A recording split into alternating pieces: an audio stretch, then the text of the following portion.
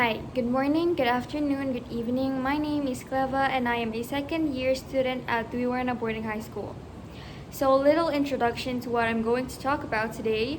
SDG or Sustainable Development Goals are a collection of 17 interlinked goals designed to be a blueprint to achieve a better and more sustainable future for all by 2030, and it was set in 2015 by the United Nations.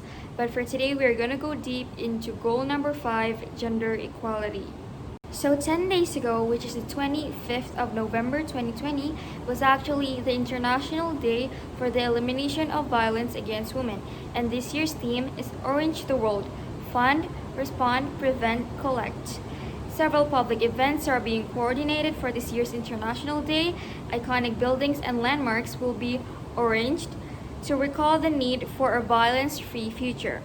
Now, why do I tell you this? Because the goal of my presentation is to spread more awareness of how violence against women and girls continues to be an obstacle to achieving equality, development, peace, as well as the fulfillment of women and girls as human rights. So goal number 5, achieve gender equality and empower all women and girls. This goal has 9 targets, such as end all forms of discrimination against women and girls everywhere, eliminate all harmful practices, recognize and value unpaid care and domestic work. The list goes on. 24 events, 30 publications, and 885 actions up to now. International commitments to advance gender equality have brought improvements in certain areas. Child marriage and female genital mutilation, also known as FGM, have declined in recent years, and women's representation in the political arena is higher than ever before. But the promise of a world in which every woman and girl enjoys full gender equality remains unfulfilled. In fact, that goal is even more distant than before since the COVID-19 pandemic. The crisis is creating circumstances that have already contributed to a surge in reports of violence against women and girls and may increase child marriage and female genital mutilation. Moreover, women are likely to take on most additional care work owing to the closure of schools and daycare centers. The pandemic lockdowns have confined many women and girls to their homes, sometimes with abusive partners, putting them at greater risk of domestic violence. Already, data from several countries show an increase in reporting of domestic violence. When considering such data, it is important to keep in mind that less than 40% of women who experience violence report this crime or seek help. Even before the pandemic, physical and sexual violence against women were all too common. According to surveys conducted between 2005 and 2017 in 106 countries, 18% of ever partner women and girls 15 to 49 years of age experienced such violence by a current or former intimate partner in 12 months prior to the survey. The global pandemic could set back progress to end child marriage and female genital mutilation. Marriage before the age of 18 is a human rights violation, mostly affecting girls, and can lead to a lifetime disadvantage and deprivation. 20.2% between the ages of 20 and 24 was married before the age of 18 around 2019, compared to with about 23.8% 10 years earlier. Southern Asia has seen the greatest decline over this period. Today, the risk of child marriage is highest in sub-Saharan Africa, where more than 34.5% between the ages of 20 to 24 were married before the age of 18.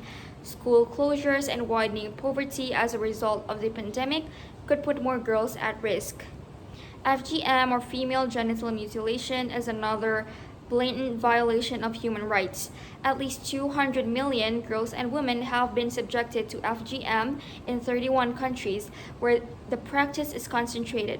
Although declining, there are still countries where FGM is almost universal. Women spend more time than men in unpaid work, a burden that is likely to get heavier during the pandemic. In an average day, women spend about 3 times as many hours in unpaid domestic and care work as men. According to the latest data from 89 countries and areas between 2001 and 2018, time spent in these activities tends to get even higher for women with young children at home. In roughly 75% of countries with trend data, a small decrease has been observed in the time spent by women on unpaid domestic and care work compared with that spent by men. As of January 1st, 2020, women's representation in national parliaments, lower chamber, and unicameral parliaments had reached 24.9%, up from 22.3% in 2015. Data from 133 countries and areas show that women now have better access to decision-making positions at the local level, holding 36.3% of elected seats in local deliberative bodies. Only 13 and 15% of countries, respectively, have reached gender balance in legislative bodies in national parliaments and in local government.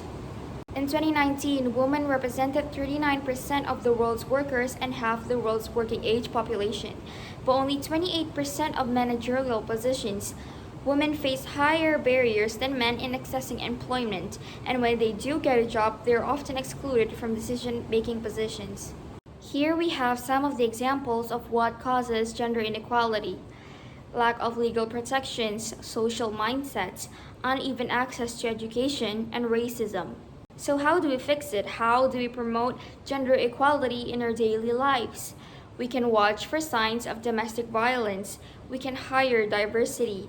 We can pay and demand the same salary for equal work. So this marks the end of my presentation. I do hope that this can help you be more aware of gender equality and make a voice out of it. Thank you.